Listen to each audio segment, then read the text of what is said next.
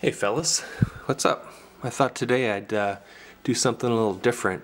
I was watching a video on the top 50 indie bands from the 1990s, and it really brought me back to when I started collecting CDs in high school and all that. And I came down to the stack and I thought I would revisit some albums, and while I was at it I thought maybe I would do my own top 10 bands that I listened to in the 90s.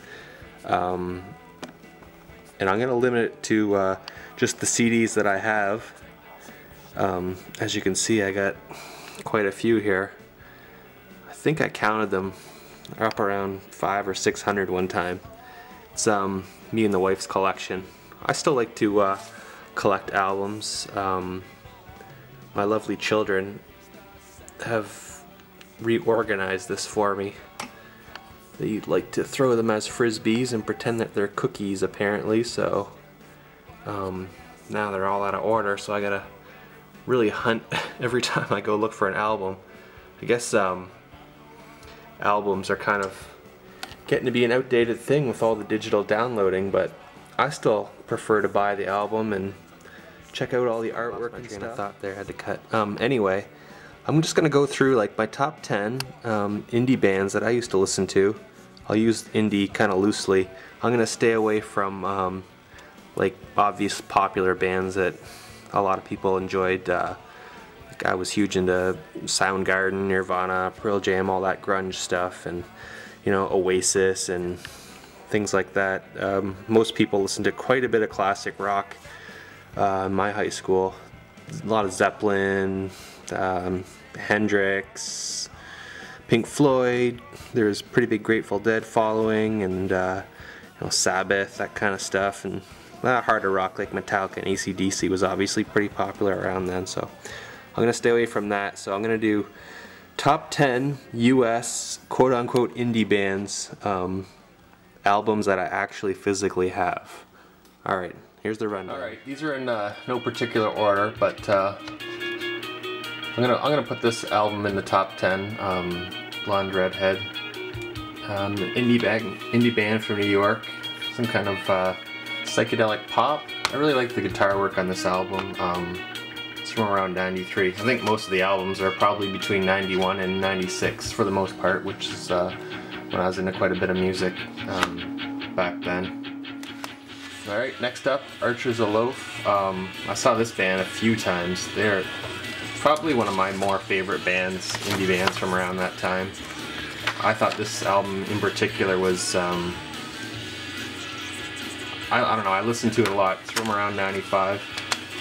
It's a Chapel Hill band, kind of noise rock type of stuff.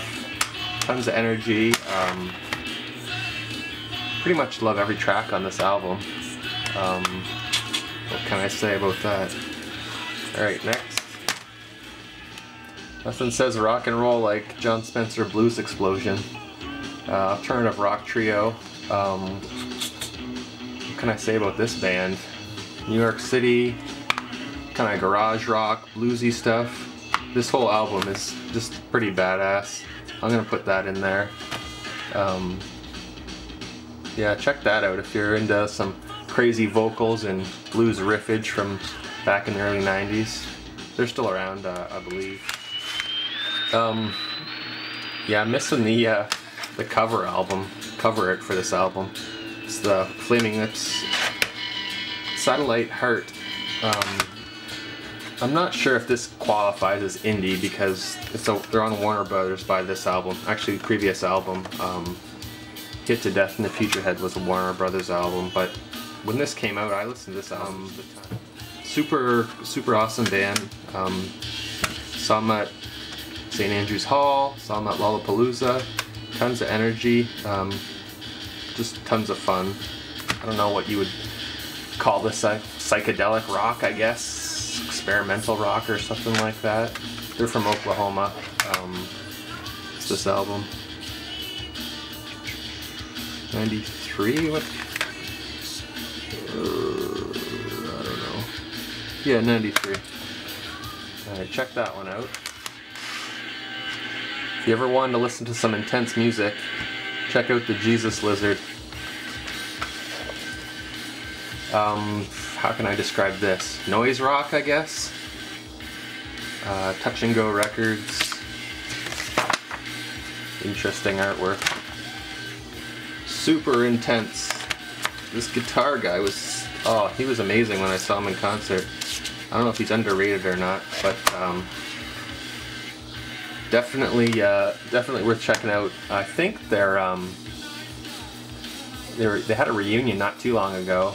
Not that I caught it, but really a crazy concert. I never seen a guy get so drunk and unruly as a singer on stage, but yeah, good times. I listened to this album quite a bit back in the day. What's this described as? Indie noise rock. A lot of these inserts are pretty shitty. Like, that's pretty shitty. But, I guess it's a subgenre called math rock. So a lot of like alternate tunings and I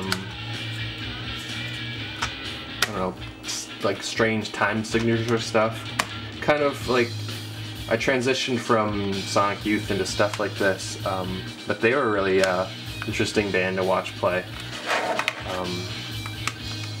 I don't really know how to describe them. It's definitely not for everybody, but I've got a few of their albums too. I probably listen to this one the most, but that's definitely worth checking out. I'm not sure if this counts as indie rock. I guess at some point in time it did. Who doesn't love this album? Pavement easily fits in the top 50 indie bands. I don't know, Matador Records is pretty much an indie label, but I listened to a lot of Pavement back in the day. People are probably familiar with their Cut Your Hair tune that came out around 93 or 4 or something, but this album, oh, 91, 92, yeah. Trigger Cut, Summer Babe. A good entry album into this kind of music. I think this kind of epitomizes indie rock. I don't know. I think these guys are still around. I kind of lost touch with them right after the Bright in the Corners album, but sorry if I'm a little scattered in my thoughts here, but that's definitely worth checking out. Girls Against Boys. A little heavier, darker kind of music. 2 bass players. So back in the day, that was pretty interesting to me. They had, I don't know if it's this album, but one of the guys from Fugazi played in this band for a short time. Forget which dude.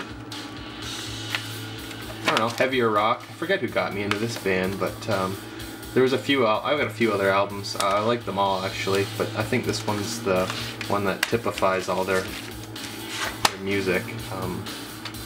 I never actually got to see this one concert, this band. Touch and Go Records, same as the Jesus Lizard, so I found that when I was looking for bands, I kind of shopped around on similar record labels and kind of shopped around. Back before the internet, when you could just check out any band you wanted, you kind of had to search around in record stores and by word of mouth and see what you came up with. Kind of a departure from some of the other heavier stuff I listened to. I think this album's easily in the top 50. I believe it was in that thing I was watching. I'm kind of stuck between this album and the On the Mouth album, although there was a few that I liked. I'm gonna describe this as what? Indie rock. Kind of, I don't know, punk roots in it, but a little bit more like poppy, kind of happy. This band's still around, I believe. They released an album a couple years back. Yeah.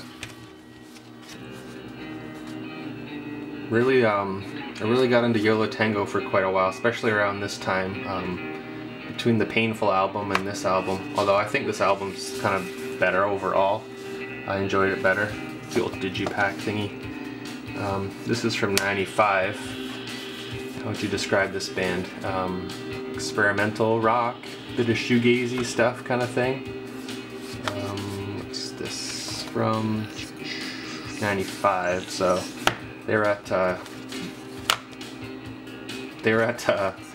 Lollapalooza the one year.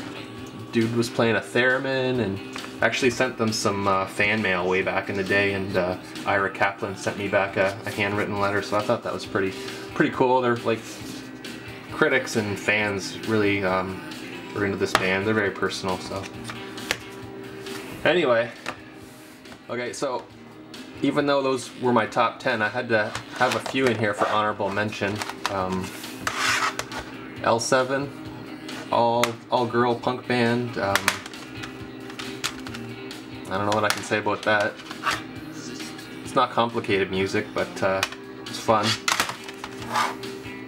Jawbreaker, again, more on the punk side. This album in particular, I think is probably their best album. I listen to that quite a bit. Another like punk type trio. Sebado. This isn't actually an album. This is a bootleg. You can see that. Tokyo.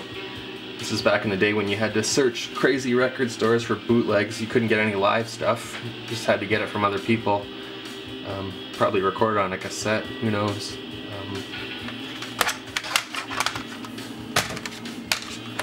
Fugazi. I think this is probably high on a lot of people's list for indie bands. Post-hardcore tape. Oh, sorry. Video cut off. Anyway, where was I?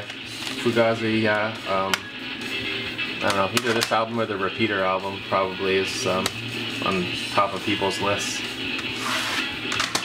This is an interesting band. I don't know how to describe it. Really not in my top of the charts. They're from Olympia, another post-hardcore band.